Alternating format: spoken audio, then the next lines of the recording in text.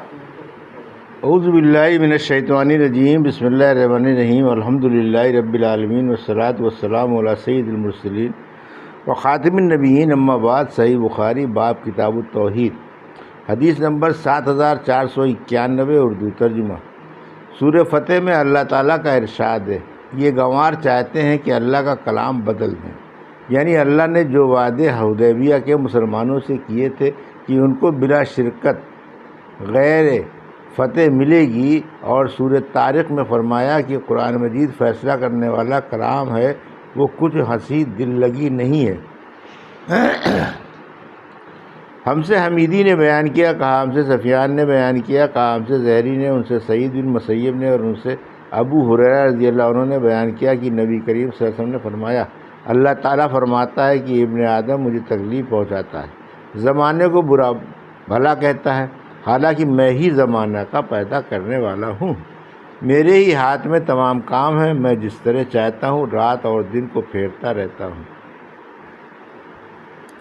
حدیث نمبر 7492، اردو ترجمہ۔ ہم سے ابو نعیم نے بیان کیا، انہوں نے کہا ہم سے اعمش نے بیان کیا، ان سے ابو صالح نے، اور ان سے ابو ہریرہ رضی اللہ عنہ نے کہ نبی کریم صلی اللہ علیہ وسلم نے فرمایا،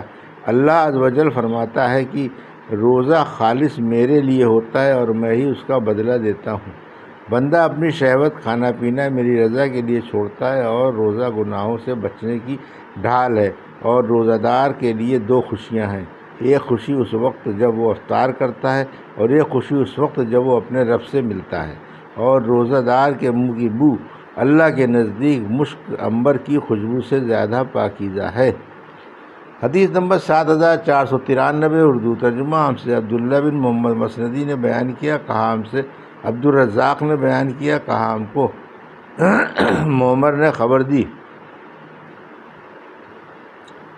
انہیں حمام نے اور انہیں ابو ہریرہ رضی اللہ عنہ نے کہ نبی کریم صلی اللہ علیہ وسلم نے فرمایا، ایوب علیہ السلام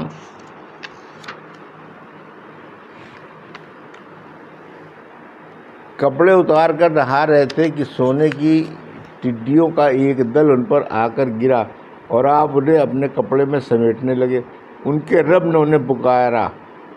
اے ایوب، کیا میں نے تجھے مالدار بنا کر ان ٹڈیوں سے بے پرواہ نہیں کر دیا ہے؟ انہوں نے عرض کیا، کیوں نہیں، بے شک تو نے مجھ کو بے پرواہ مالدار کیا ہے، مگر تیرے فضل و کرم اور رحمت سے بھی میں کہیں بے پرواہ ہو سکتا ہوں۔ حدیث نمبر 7494، اردو ترجمہ۔ ہم سے اسماعیل نے بیان کیا، کہا مجھ سے امام مالک نے بیان کیا، ان سے ابن شہاب نے، ان سے ابو عبداللہ الغر نے، اور ان سے ابو ہریرہ رضی اللہ عنہ نے کہ رسول کریم صلی اللہ علیہ وسلم نے فرمایا، ہمارا رب تبارک و تعالیٰ ہر رات آسمان دنیا پر آتا ہے، اس وقت جب رات کا آخری تہائی حصہ باقی رہ جاتا ہے، اور کہتا ہے کہ مجھے کون بلاتا ہے کہ میں اسے جواب دوں، مجھ سے کون مانگتا ہے کہ میں اسے عطا کروں، مجھ سے کون مغفرت طلب کرتا ہے کہ میں اس کی مغفرت کروں۔ حدیث نمبر 7495، اردو ترجمہ۔ ہم سے ابو الیمان نے بیان کیا، کہا ہم کو شعیب نے خبر دی، کہا ہم سے ابو زناد نے بیان کیا، ان سے عارج نے، اور انہوں نے ابو ہریرہ رضی اللہ عنہ سے سنا، انہوں نے رسول اللہ صلی اللہ علیہ وسلم سے سنا، نبی صلی اللہ علیہ وسلم نے فرمایا کہ گو دنیا میں ہم سب سے آخری امت ہیں، لیکن آخرت میں سب سے آگے ہوں گے۔ حدیث نمبر 7496، اردو ترجمہ۔ اور اسی سند سے یہ بھی مروی ہے کہ اللہ تعالیٰ فرماتا ہے کہ تم خرچ کرو تو میں تم پر خرچ کروں گا۔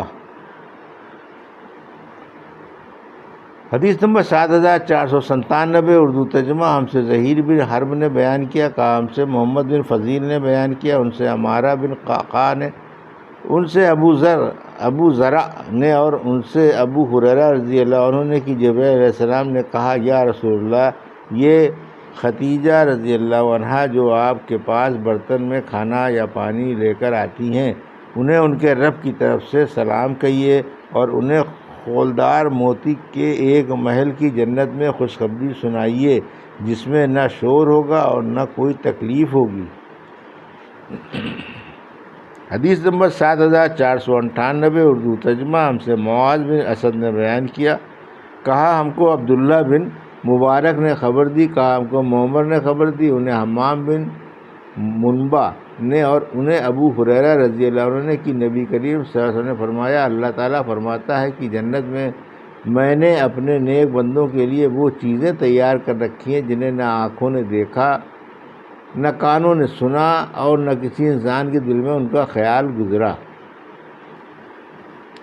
حدیث نمبر 7499 اردو ترجمہ۔ ہم سے محمود بن غیلان نے بیان کیا، انہوں نے کہا ہم سے عبدالرزاق نے بیان کیا، کہا ہم کو ابن جریج نے خبر دی، انہوں نے کہا مجھ کو سلیمان اخول نے خبر دی، انہیں طاؤس یمانی نے خبر دی، انہوں نے حضرت عبداللہ بن عباس رضی اللہ عنہ سے سنا،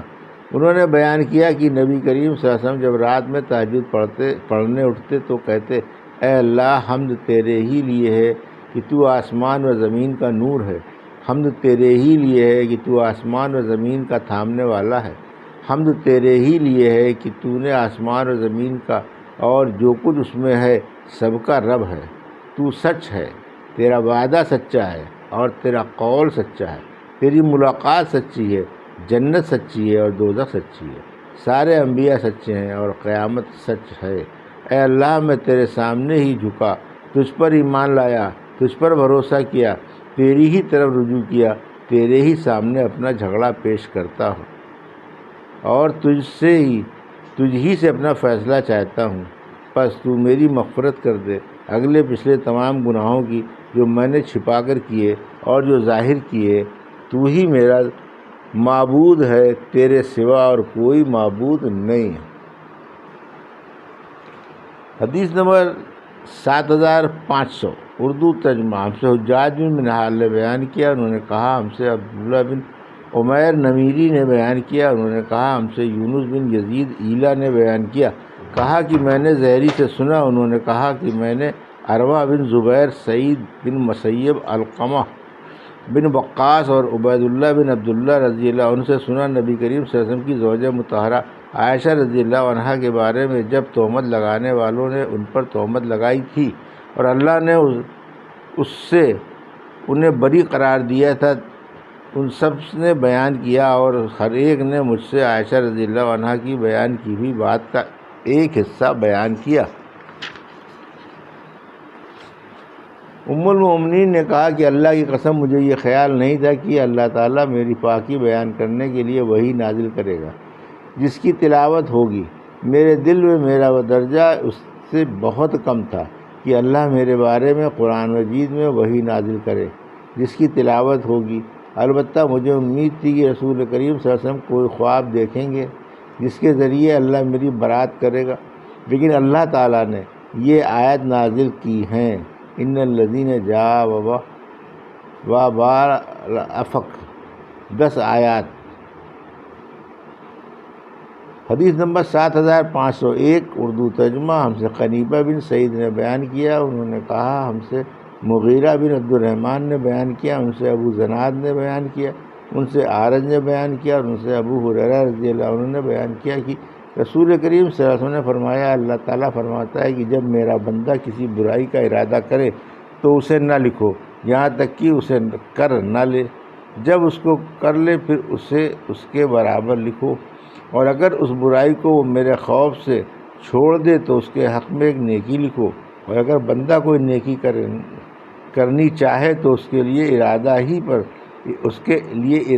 ہی پر ایک نیکی لکھ لو، اور اگر وہ اس نیکی کو کر بھی لے تو اس جیسی 10 نیکیاں اس کے لیے لکھو۔ حدیث نمبر 7502 اردو ترجمہ۔ ہم سے اسماعیل بن عبداللہ نے بیان کیا، انہوں نے کہا مجھ سے سلیمان بن بلال نے بیان کیا، ان سے معاویہ بن ابی مزرد نے بیان کیا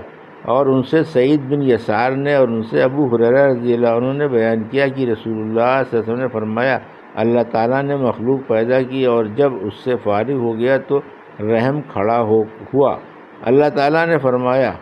کہ ٹھہر جا، اس نے کہا کہ یہ قطع رحم ناتا توڑنا سے تیری پناہ مانگنے کا مقام ہے، اللہ تعالیٰ نے فرمایا کہ کیا تم اس پر راضی نہیں کہ اس ناطے کو جوڑنے والے سے اپنے رحم کا ناطہ جوڑوں اور ناطے کاٹنے والوں سے جدا ہو جاؤں؟ اس نے کہا کہ ضرور میرے رب، اللہ تعالیٰ نے فرمایا کہ پھر یہی تیرا مقام ہے، پھر ابو ہریرہ نے سورہ محمد کی یہ آیت پڑھی، ممکن ہے کہ اگر تم حاکم بن جاؤ تو زمین میں فساد کرو اور قطع رحم کرو۔ یہ تھی صحیح بخاری باب کتاب التوحید کی حدیث نمبر